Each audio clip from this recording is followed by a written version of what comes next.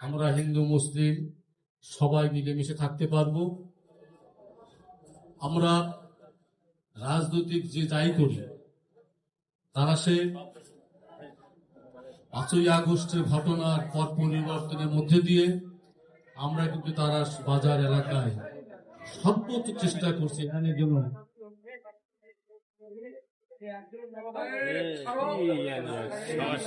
এখানে যেন কোনো হানাহানি কাটাকাটি না হয়।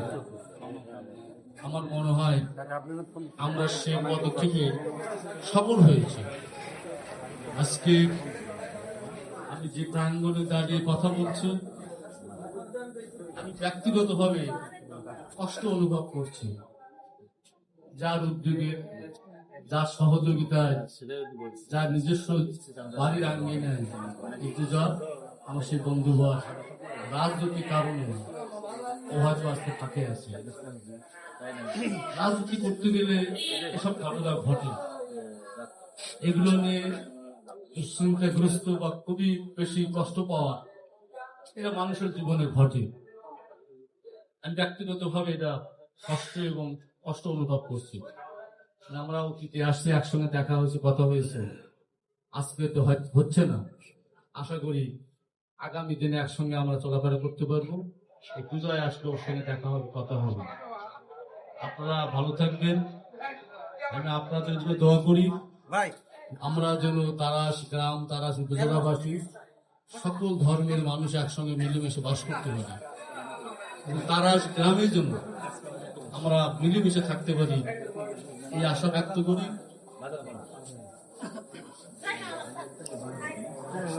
এখানে একটা দুর্ঘটনা ঘটেছিল।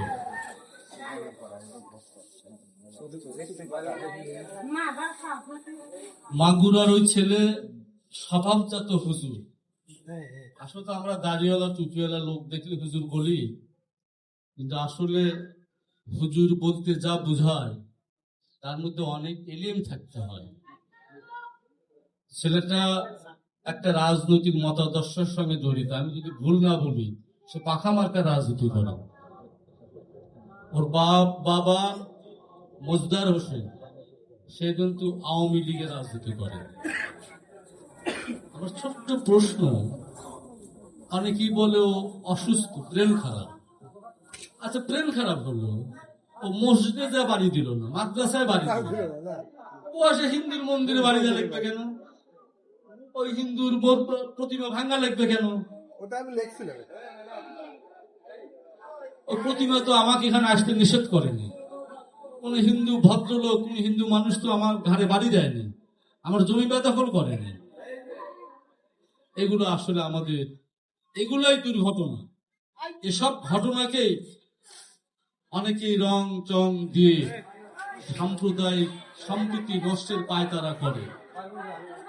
আপনারা এসব বিষয়ে সতর্ক থাকবে। আমরা যারা বাংলাদেশের সক্রিয় রাজনীতির সঙ্গে জড়িত, আওয়ামী লীগ, বিএনপি, জাতীয় পার্টি, বাংলাদেশ জামাত ইসলাম, প্রগতিশীল কোন রাজনীতির কোন কর্মী কখনো কোনো মসজিদ, মাদ্রাসা, গির্জা, প্যাগোডায় হামলা করছে নজির নয়। কিছু অতি প্রতিক্রিয়াশীল মানুষ আছে, আমার আপনার সঙ্গে ছদ্মবেশ নিয়ে আছে। এরা সুযোগ খুঁজে কিভাবে একটা দুর্ঘটনা ঘটিয়ে সাম্প্রদায়িক সম্প্রীতি নষ্ট করা যায়। মানুষ মারা গেলে বিচারের মালিক আল্লাহ। দৌলতদিয়া ফরিদপুরের নুরা পাগলা মারা গেল, যারা বয়স্ক তারা হয়তো মনে রাখতে পারবে।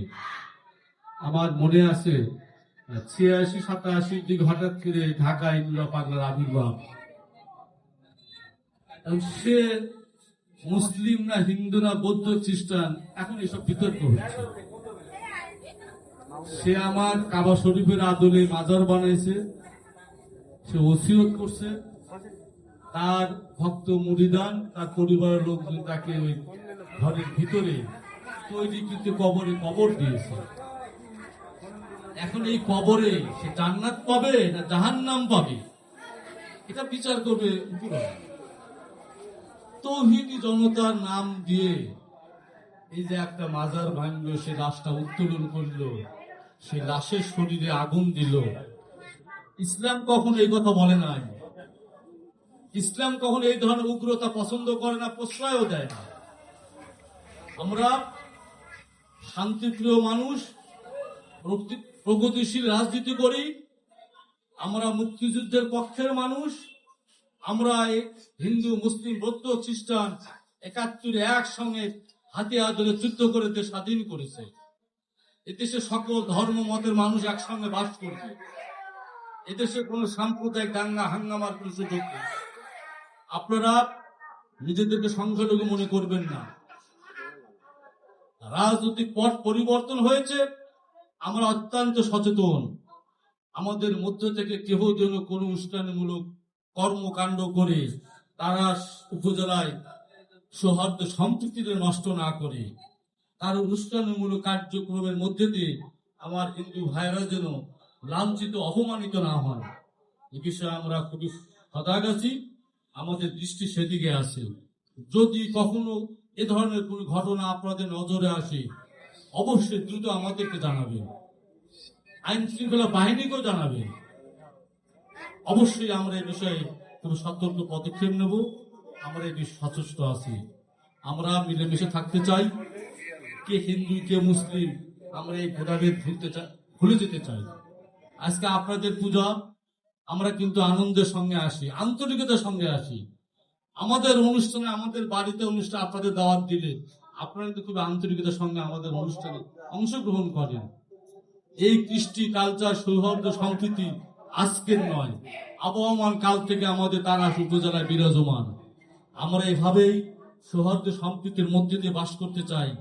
আমি আশাবাদ ব্যক্ত করি, দুর্গাপূজার যে উদ্দেশ্য সেটা প্রতিটি ঘরে প্রতিফলিত হোক। আপনার সবাই ভালো থাকবেন, সুন্দর থাকবেন, আমার জন্য দোয়া করবেন। আমার পৌরবাসীর খেদমতদার হওয়ার ইচ্ছা আছে।